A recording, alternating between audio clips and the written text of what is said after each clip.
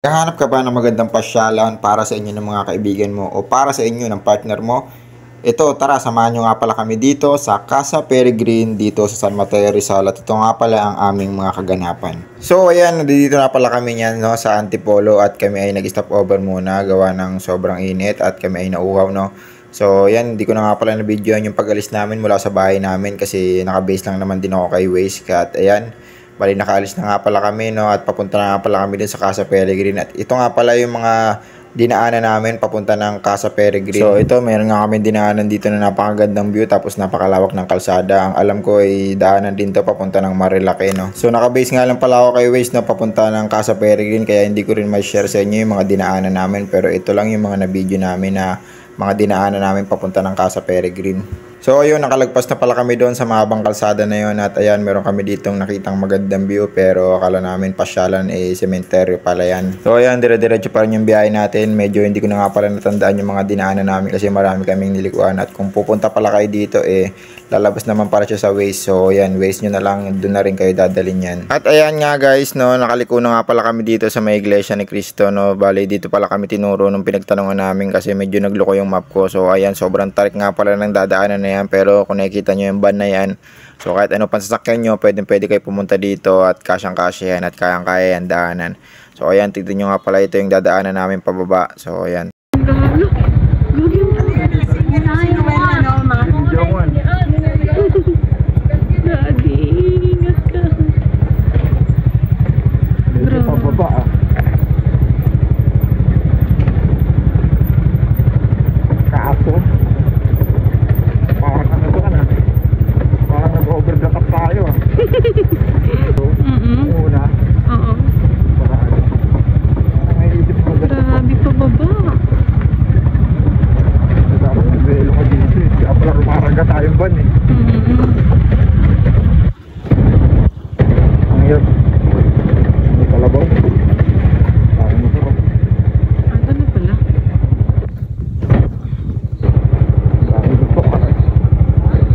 So ayan, nakarating na nga pala kami dito no sa Casa Peregrine at ayan no, pagbaba nyo dyan i-assist kayo ng mga parking boy. So ayan, wala nga palang bayad yung parking no, depende na lang sa inyo kung magkano yung iabot nyo. At ayan, nandito nga pala tayo no, so ito nga pala yung itsura niya sa labas. So ayan, maraming motor at ayan yung mga pinaka-entrance niya.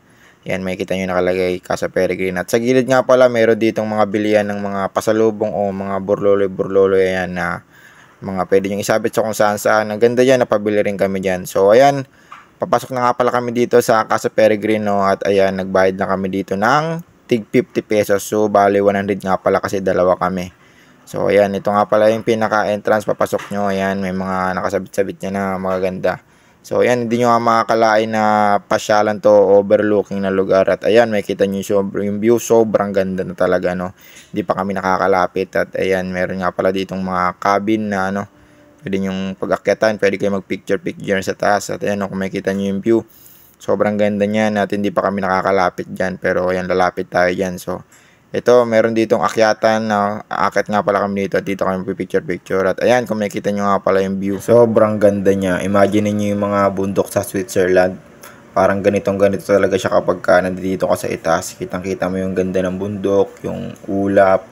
Tapos ayan, yung pinakailog niya. Ayan nga pala yung itsura niya sa baba. Meron siyang mga spot na pwede nyo pagtambayan, pag picturean. Ayan yung pinaka-view niya. Kaya sabi ko, yan mami, videoan mo ko dito. At ayan nga pala, ang naisip ko nga pala sa ilog na yan is imagine yung Amazon River.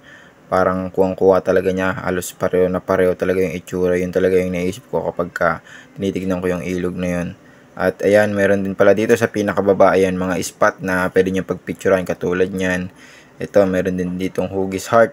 Yan, pwede kayo magpicture niyan kung may kasama mo yung partner mo. So ayan, maganda yan dyan kasi meron din dyang nagpipicture. So magbibigay ka lang ng tip kung wala kayong kasamang taga-picture. At kung nagugutom pala kayo, huwag kayong mag-alala kasi meron din ditong bilian. Ayan, meron din sila ditong restaurant. Sari-sari, meron din tang kape, pagkain o milk tea. Ayan, tapos ganyan yung view nyo habang nagkakape kayo. Sobrang ganda dyan. Ayan, bali umorder nga pala kami dito ng kape lang. Tapos mga snack lang, ayun lang kasi kumain naman kami bago ko umalis. And yan, meron nga rin pala ditong mga koi fish ba tawag dito kung hindi ako nagkakamali. Ayan, meron sila dito. So So, ayan nga pala yung in-order namin. Nag-ano lang kami, nag-ice coffee yata to.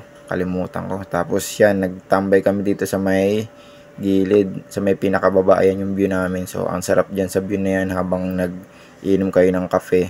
Tapos, yan, sa harap nyo yung napakagandang bundok na yan.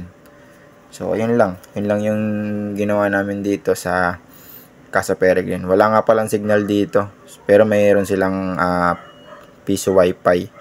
Pero yun nga lang, medyo mahirap makakonect. So, ayun lang. Kaya ang ginawa namin is, hindi na kami nag-connect. In-enjoy na lang namin yung pinaka-view niya. So, ayan lang. Nga pala yung ganap namin dito sa Casa Peregrine. So, kung gusto nyo pumunta dito, punta na kayo. Murang-mura lang yung entrance, 50 pesos. So, yun lang guys. Thank you for watching.